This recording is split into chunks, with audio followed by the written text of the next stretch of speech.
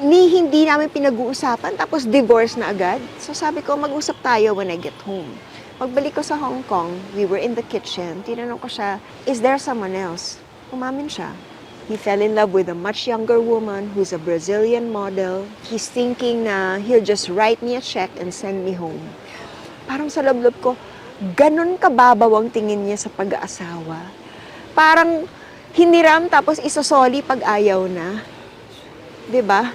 So, ako iniwan ko ang lahat, Karen. Iniwan ko yung career ko, pamilya ko, investments ko. My career was on and up and up. And I risked losing or giving up all of that to be with the one I love. And yet, this is what he has to offer me.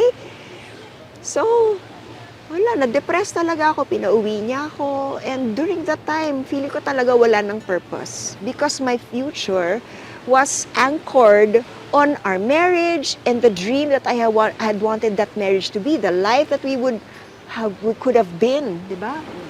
Pero nung nawala na yung marriage, parang wala na rin purpose sa buhay ko. And I remember lying down in the sofa of my parents' house, sabi ko, Lord, kunin mo na ako.